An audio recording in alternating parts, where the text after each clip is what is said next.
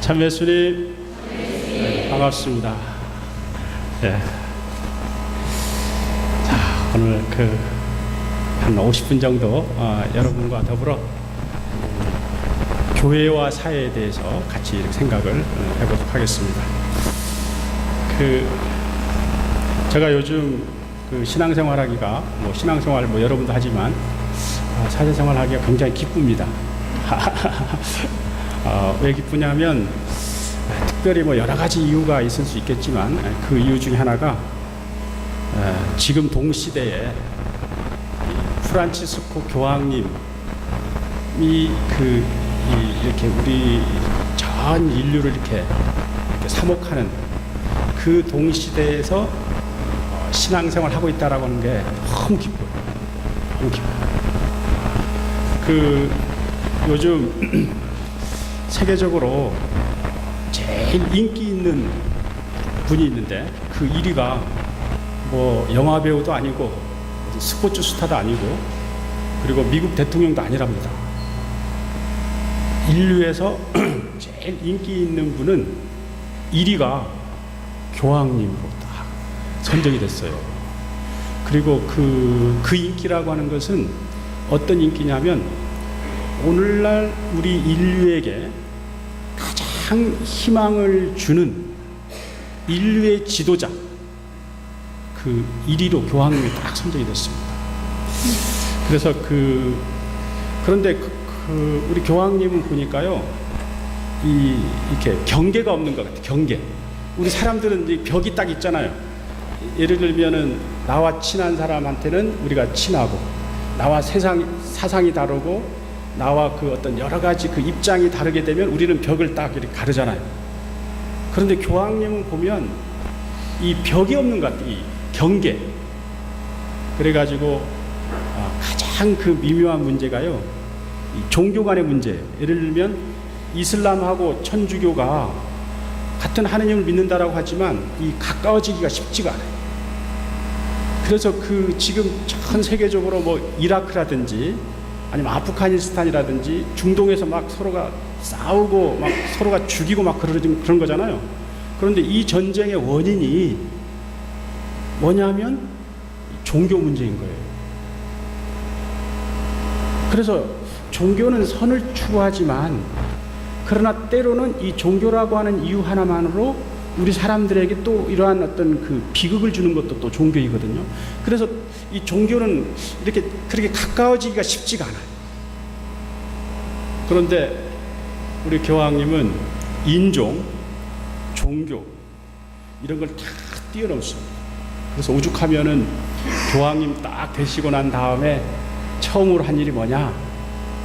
그거잖아요. 예를 들면 어느 교도소에 딱 가가지고 죄수들의 발을 이렇게 닦아줬잖아요. 닦아줄 때 누구의 발도 닦아줬느냐 하면 그 죄수 중에 이슬람 신도 죄수의 발도 닦아줬다는 거예요. 그러니까 이런 경계를 뛰어넘다 보니까 세상 사람들이 환호를 하는 겁니다.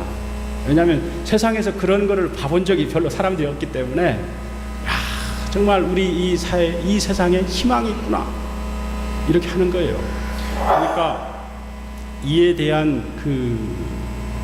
반증이 뭐냐면 미국 카톨릭이요. 미국의 카톨릭 신자가 한 6천만 명이 되는데 이 한 10년 사이에 급속도로 신자들이 빠져나갔어요.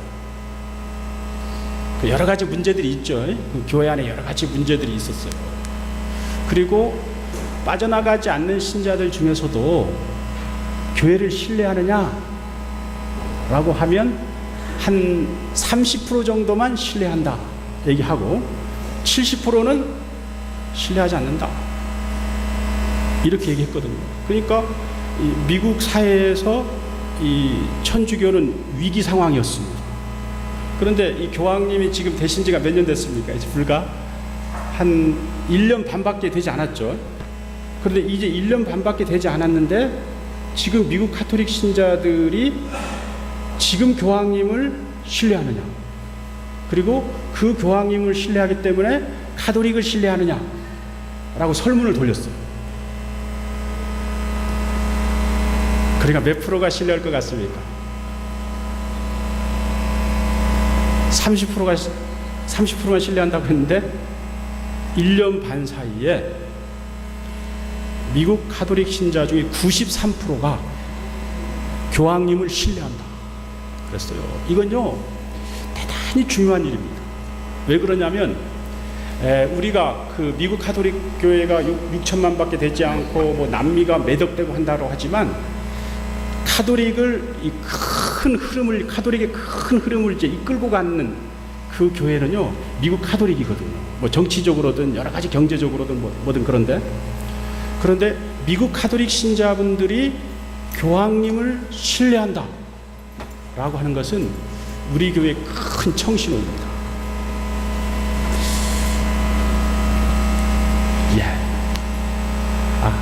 예, 좋습니다. 감사합니다.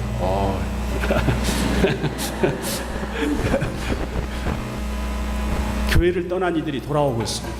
지금 특별히요 그 젊은이들이 우리나라는 뭐 그런 큰 변화는 없지만 젊은이들이 전 세계의 그 젊은이들이 교회로 돌아오고 있어요. 그리고 특별히 이 아프리카는요 신자가 급속히 증가하고 있어요. 자, 그래서 이 교황님이 계시는 곳이 어디입니까? 바티칸이죠. 바티칸에서 이 교황님들만 취재했던 기자가 있습니다. 그 역대 교황님들만 취재했던 기자가 에어 바허라는 기자인데, 이 에어 바허라는 기자가 뭐라고 얘기했냐면, 새 교황이 선출되면서 마치 고목에 꽃이 피듯, 고목은 거의 죽은 나무인데 그 죽은 나무에 꽃이 피듯 불과 몇 달 사이에 가톨릭 교회의 모습이 달라졌다.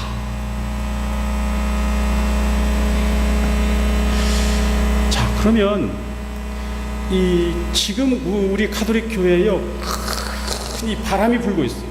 여러분들이 그 느끼든 안 느끼든지 간에 왠지 모르게 지금 큰 바람이 불고 있습니다. 이거를 우리가 성령의 바람이라고도 얘기하고 또 교회를 이제 바꾸는 어떤 쇄신의 바람이라고 이렇게 하는데, 이런 바람이 쑥 불고 있는데, 그런데 이 바람이 이렇게 생기는 이유가 어디 있을까? 교황님을 왜 사람들이 이렇게 사랑하는 걸까? 거기에는 이유가 있습니다. 교황님이요, 무슨 특별히 교황님이 무슨 언변이 좋아가지고, 교황님 무슨 뭐 소위 말하는 개인기가 있어가지고, 뭐 교황님이 무슨 재능이 있어가지고, 이게 아니에요. 사람들이 환호하는 이유는 단지 교황님을 통해 가지고 교회의 진면목을 보기 때문에 그런 거예요. 아, 교회가 저런 것이구나. 아, 교회가 이런 것이었구나. 그러면 교회는 뭐냐? 교회는 뭔가? 자, 보시면, 자, 여러분들 여기 보면은 한번 수녀님 찾아보세요. 수녀님. 여기 수녀님인가? 여기. 자, 수녀님 맞죠? 예. 근데 수녀님 색깔이 어떻습니까? 예, 수녀님이 좀 이렇게 색깔이 흑인 수녀님 같아요. 그 다음에 여기 신부님도 있고 평신도도 있어요. 그 바티칸 공의에서는 교회를 뭐라고 정의하느냐면, 저기에는 보면은 성직자하고 수도자하고 평신도가 손으로 다 잡고 이렇게 한 공동체를 이루고 있잖아요. 에?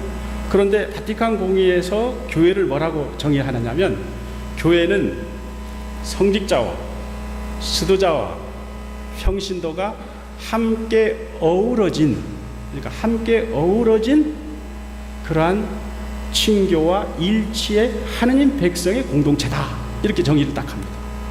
그러니까 교회는 이 신부님들만, 교회는 수녀님들만, 어떤 특정 계층들만을 이렇게 이외에 존재하는 게 아니라 모든 세상의 그 성직자, 수도자, 이 모든 세상의 사람들이 함께 이렇게 어우러지는데, 이 어우러지는 것이 그냥 어우러지는 것이 아니라 이 사랑과 친교로 함께 어우러지는 그런 하나님이 사랑하는 백성의 공동체가 바로 교회라는 거예요. 저게 이제 교회인데, 저거는 결국 무슨 말이냐면 저 교회의 모습은 하느님 나라의 모습인 거예요.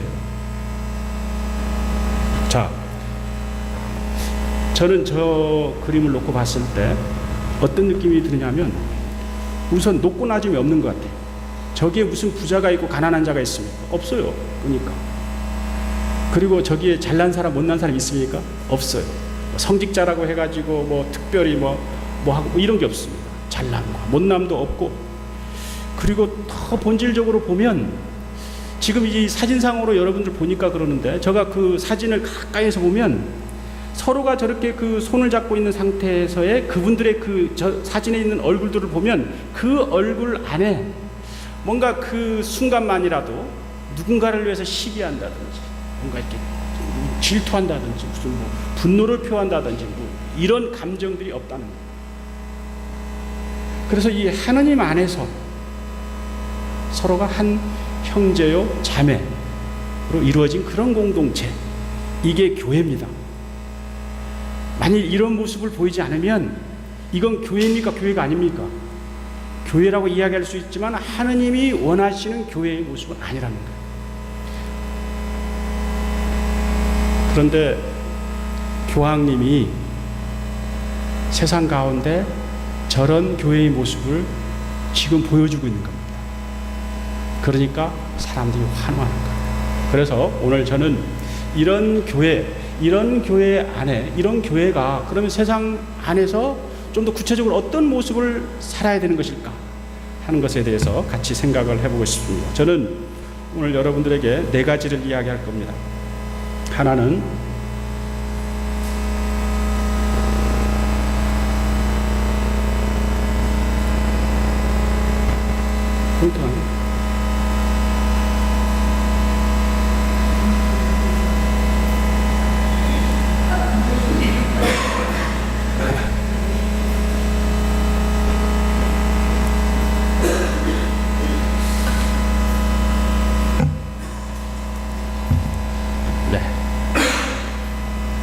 오늘 여기 오신 분들은 그냥 견지인 받으신 분도 있고, 이제 견지인 교리 때문에 오신 분도 있죠.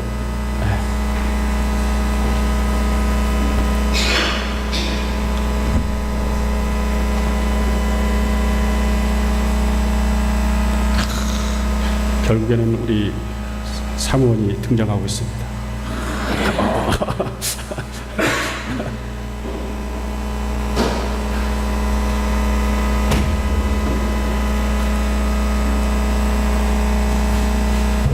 그냥 하나 눌러주세요.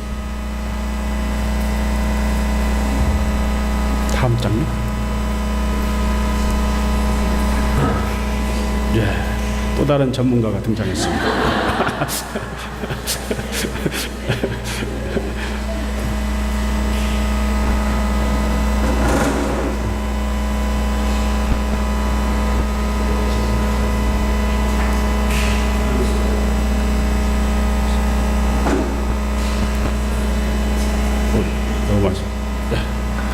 자, 같이 읽어보겠습니다. 첫 번째, 이제 교회의 역할입니다. 자, 시작. 함께 울어주자. 자, 그 교황님은 모든 사람을 사랑하지만 특별히 교황님이 이제 관심을 갖는 분이 이 가난하고 어려운 분들 같아요.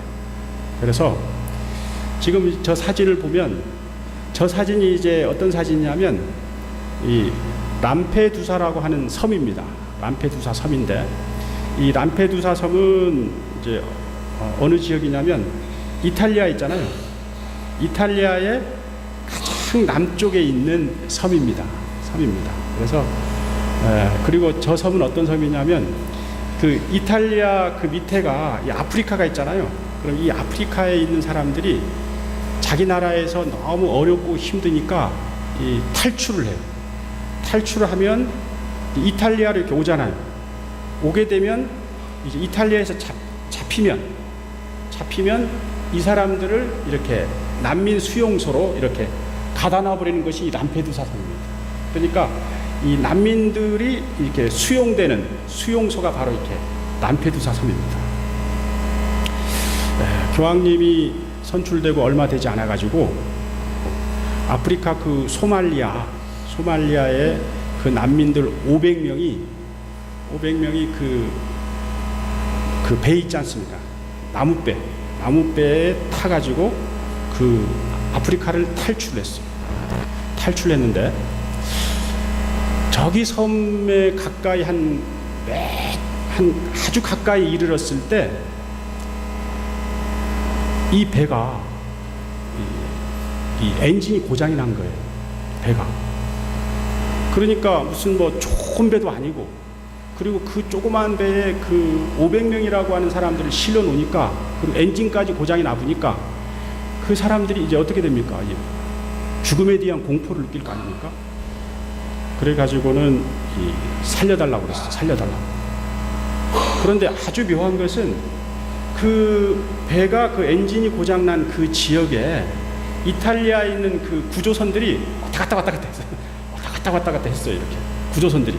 그리고 구조선만 왔다 갔다 한 게 아니라 그 이탈리아 쪽으로 오니까 그 예를 들면 우리나라 같은 해경 같은 배들 뭐 그런 그 이탈리아도 그런 경비선들이 있을 거 아닙니까?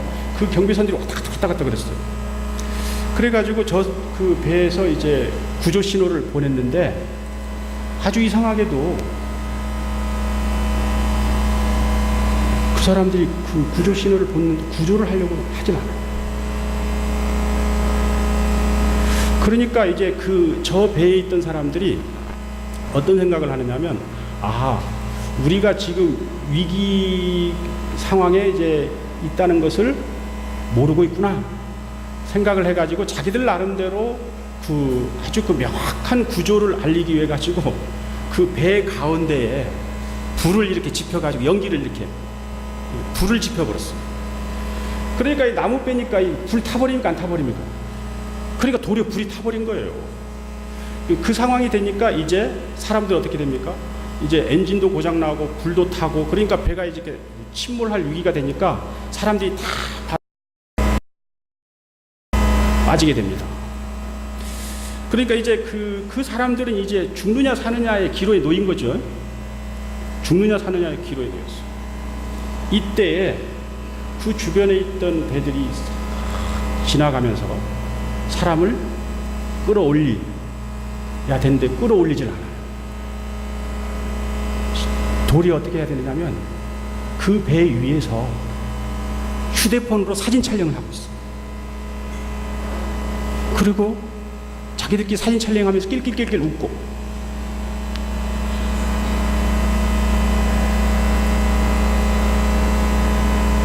지금 사람이 죽어가는데, 지금 그 비록 아프리카 사람이라고 하지만 그 아프리카 사람도 사람이잖아요. 사람이 죽어가는데 그 사람을 살리려고 하지 않고 사진을 찍고 촬영을 하면서 낄낄낄낄 웃는 거예요. 여러분, 만일에 이 상황만 돼버렸다고 하면, 저는 만일 그때 그 상황만 돼버렸다고 하면 우리 세상은 희망이 없다.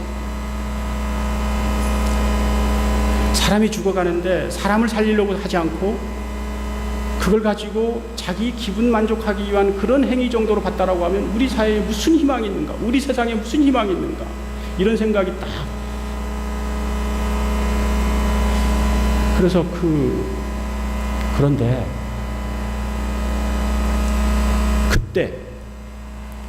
그때 아주 조그마한 배를, 아주 조그마한 배, 한 몇 사람 탈 수 있는 배를 가진 어느 선장이, 그 배 주인이 자기 배를 끌고 와가지고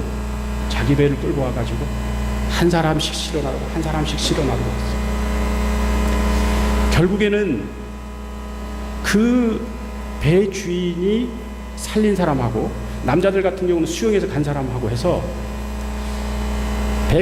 130명 정도만 살고 370명은 죽었어요.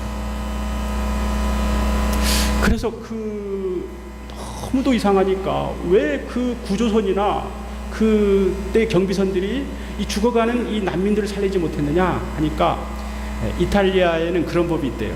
워낙 난민들이 많이 오니까 이탈리아 법으로 그 구조선 그 난민들 배를 이렇게 도와주지 못하도록 하는 뭐 그런 거 있대요. 그러니까 이 구조선에 있는 사람들은 법에 저촉되지 않기 위해 가지고 그냥 이렇게 한 거고, 그런데 그 어부는 그래가지고 결국에는 그 어부는 이제 어떤 입장이 되느냐면 구조선에 있는 사람들 살린 거니까 법에 저촉을 받게 되는 거예요. 그래가지고 기자가 물었습니다. 당신은 아주 묘하지 않느냐. 당신은 많은 사람을 살렸는데도 불구하고 지금 이탈리아 법에 저촉이 됐는데, 그런데 만일 당신이 다시 또 그런 일이 발생했을 때 당신 어떻게 하겠는가? 이렇게 물어보니까 나는 법에 걸려가지고 감옥에 가는 한이 있더라도 나는 죽어가는 사람 한 사람을 살리겠다.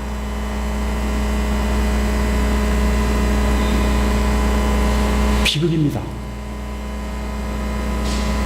그런데 이 370명이라고 하는 이 사람이 죽은 이 현실 앞에 모든 사람들이 이제 다 실망에 젖어가고 있는 이때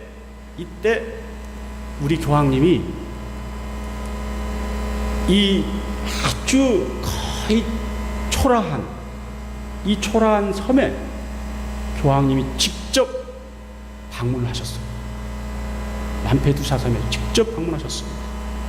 그리고 교황님의 의전 차량이나 의전 배도 없이 그 지역에 있는 이용하는 배를 타가지고 람페두사 섬에 직접 가셨어요. 가셔가지고 뭐라고 얘기했느냐? 자, 같이 읽겠습니다. 시작. 도대체 이게 말이 되냐? 어떻게 이런 일이 생길 수 있나? 일입니다. 부끄러움 그 자체. 극도의 이기심과 물질 만능주의로 치닫고 있는 세상이 이들을 죽음으로 내몰았다. 현 사회가 만들어낸 참혹합니다. 우리는 이제 회개해야 합니다. 아주 정곡을 찌르는 말입니다.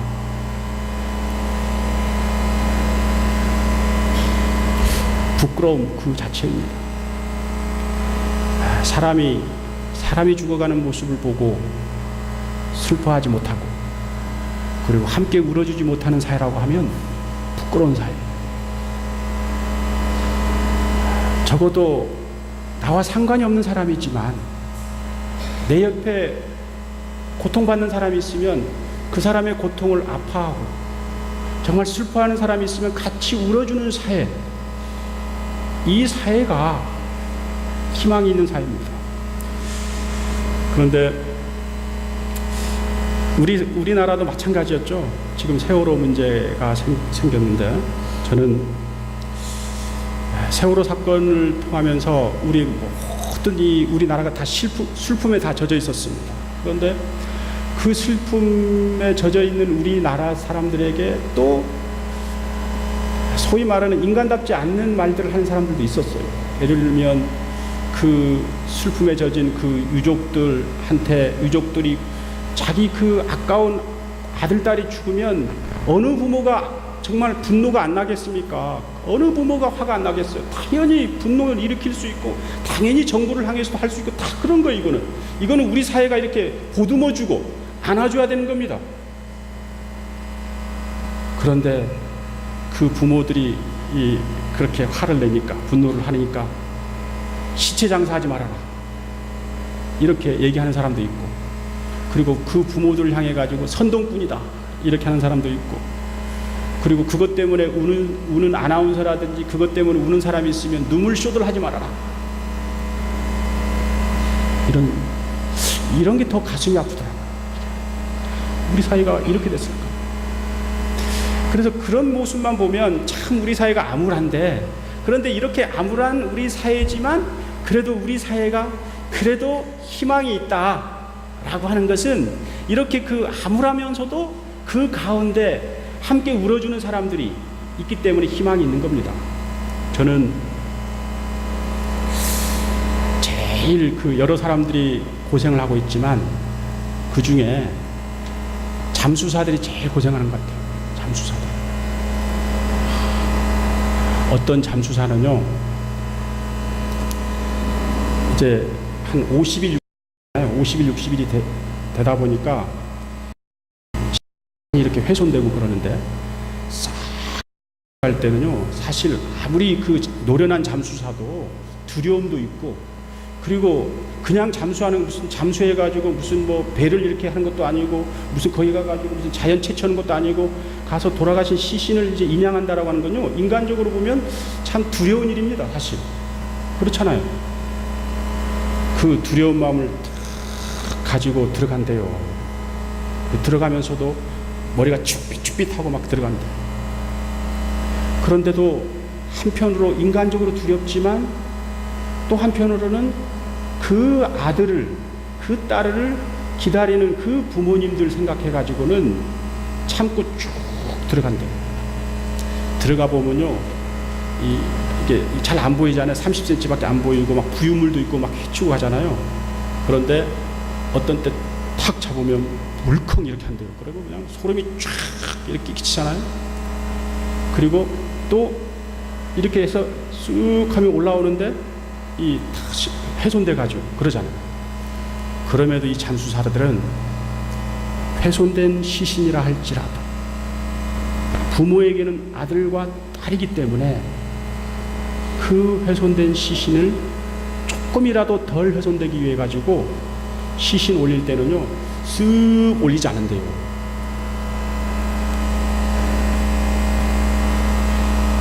어떻게 올리냐면 꼭 껴안아 가지고 쓱 올라온대요.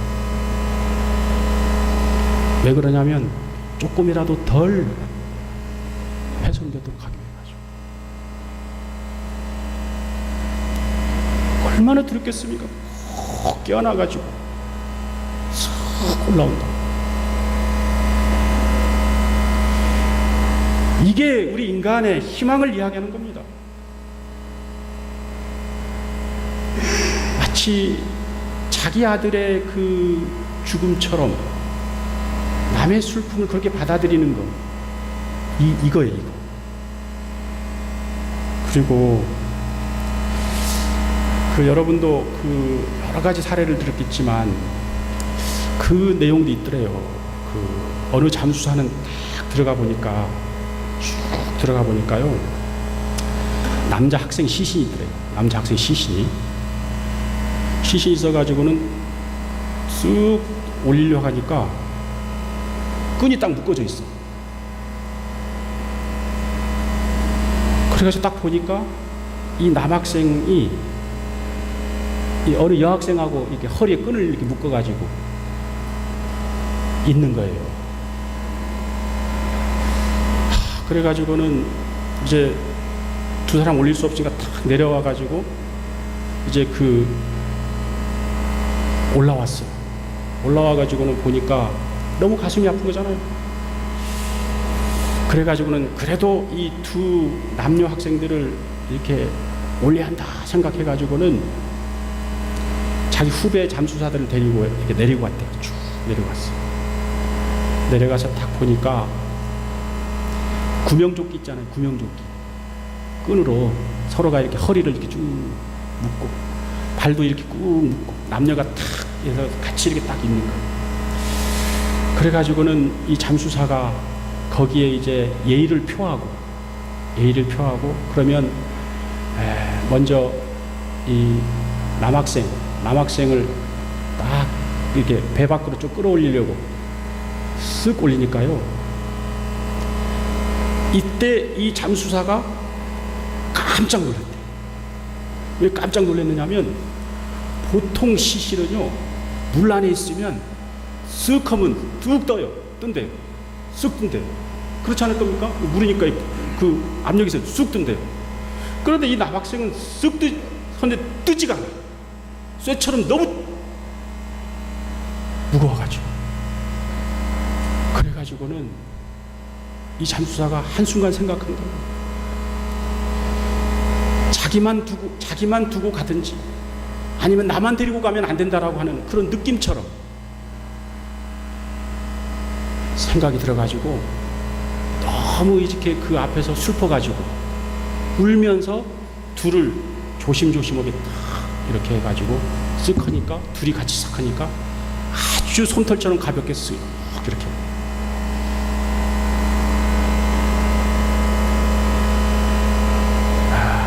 나중에 알아보니까 저는 그때 그 남녀 고등학생인 줄 알았는데 쌍둥이래, 쌍둥이.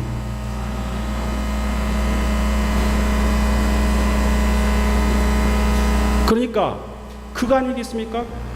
그 우리가 그 이게 맞는지 안 맞는지 모르지만 우리의 어떤 느낌적으로 봐도 비록 죽은 남학생이고 여학생이지만 그들 안에도 뭔가 이렇게 우리가 이야기할 수 없는 그 무엇이 있다는 거예요.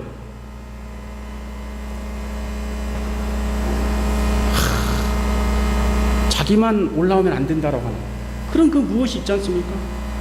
그러면 우리가 이렇게 이렇게 죽은 그 남녀도 그런 인간에 대한 그 사랑과 인간에 대한 그 무엇을 표현하고 있는데 우리가 그래도 살아있는 우리가 적어도 남을 생각하지 않는다 라고 한다는 것은 도저히 그래서 그런 분들이 다 올라오면요 어떻게 하냐면 저는 참 이게 자원봉사라구나 라고 느끼는 게 이건데요. 어떤 분들은 이야기합니다. 천주교에서도 좀 세월호 사건이 나면 같이 이렇게 좀 뭔가 모르게 뭐 의사표현을 해야 하지 않습니까? 이렇게 얘기하는 분도 있어요. 다른 데는 막 의사표현도 하고 무슨 뭐 성명서도 내고 막 이렇게 하는데 왜 천주교는 그런 표현을 하지 않습니까? 이런 얘기 합니다. 근데 한편으로 보면 맞는 말이에요. 그러나 지금 상황에서 의사표현하는 것이 중요한 것일까?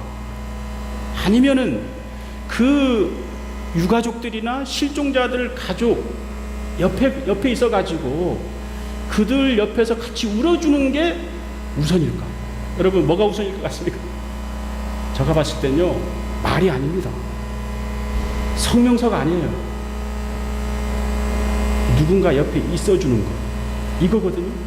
그런데 지금 유가족들에게 가장 그래도 힘을 주는 사람들이 뭐 여러 봉사자들이 있는데 우리 그 천주교의 선정 봉사회 그러니까 그 진도에 있는 선정 봉사회 회원들이 가장 그 유족들한테 힘이 된다. 왜 그러냐면 선정 봉사회인데 시신이 다 올라올 때 보면 시신들이 이제 좀 훼손되고 하면은 부모들이 잘 좀 가슴이 아프잖아요.